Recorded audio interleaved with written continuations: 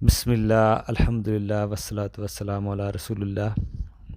کتاب التوحید، اس موضوع میں آج ہم دیکھیں گے غیر اللہ کی پناہ لینا۔ شرک کی بہت ساری قسمیں ہیں۔ غیر اللہ کی پناہ لینا، جس میں سے ایک قسم غیر اللہ کی پناہ لینا ہے۔ اللہ کے علاوہ کسی اور سے پناہ لینا، اگر آپ فوت شدہ سے پناہ طلب کریں تو یہ تو دعا کے پہلو اس میں پایا جا رہا ہے۔ اس میں دعا کا پہلو پایا جا رہا ہے۔ اگر آپ فوت شدہ کان سے پناہ طلب کریں تو اس میں دعا کا پہلو پایا جا رہا ہے۔ مطلب کہ آپ پکار رہے ہیں مصیبت میں، کسی کو بھی چاہے آپ پکار رہے ہیں مصیبت میں، چاہے وہ شیخ عبد القادر جیلانی ہو، کوئی نبی ہو، ولی ہو، آپ مدد کے لیے پکاریں، چاہے وہ پناہ کے لیے آپ مدد کے لیے پکاریں یا چاہے پناہ کے لیے آپ پکاریں، تو یہ عبادت میں اللہ تعالیٰ کے ساتھ شریک کرنے والی بات ہے۔ دوسرا مسئلہ، زندہ کو پکارنا، جیسے کوئی اپنے بیٹے کو پکار رہا ہے، بیوی کو پکار رہا ہے کام کے لیے، تو کوئی مسئلہ نہیں ہے، کیونکہ ان کی مدد کرنا اللہ نے ہی حکم دیا کہ آپ ایک دوسرے کی مدد کریں۔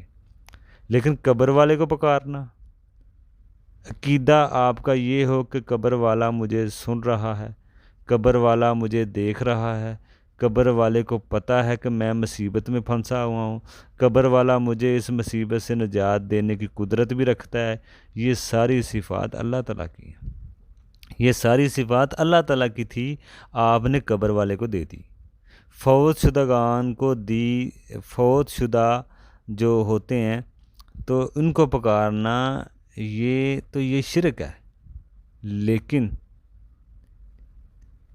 لیکن اپنی بیوی سے کوئی ایک مدد لے، یہ شرک نہیں ہے، کیونکہ آپ کا یہ عقیدہ نہیں ہوتا کہ کسی دوسرے کے گھر میں بھی آپ کی بیوی ہو تو وہ سنے گی، آپ سے بات سنے گی، ایسا کوئی عقیدہ نہیں ہوتا اسباب کے بغیر، ٹھیک ہے نا، کیونکہ اسباب ہوں تو الگ مسئلہ ہے۔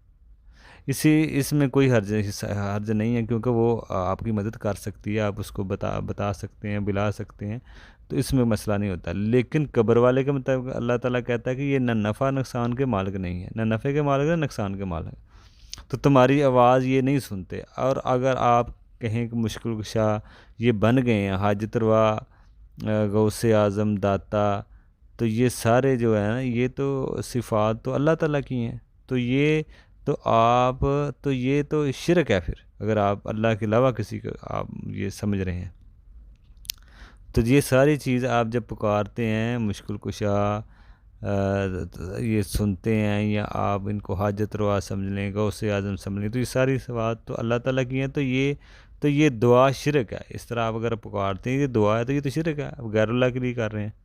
اسی طرح زمانہ جاہلیت میں بھی کئی انسان جنوں سے پناہ مانگتے تھے، ٹھیک ہے نا، یہ بھی شرک اور کفر والا عمل ہے۔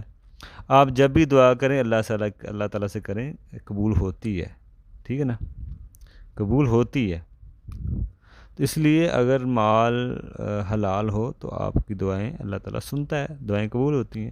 دوسرا، آپ اللہ کی پناہ مانگنا یہ عبادت ہے، اور غیر اللہ کی پناہ مانگیں گے تو آپ غیر اللہ کو عبادت کر رہے ہیں، سمجھ لیں آپ غیر اللہ کی بات کر رہے ہیں، تو شرک ہی ہوگا، شرک اکبر ہوگا بلکہ۔ دوسرا مسئلہ، اگر آپ نے کسی اور کی پناہ لی تو آپ کا فائدہ ہو بھی جائے تو گناہ ملے گا آپ کو۔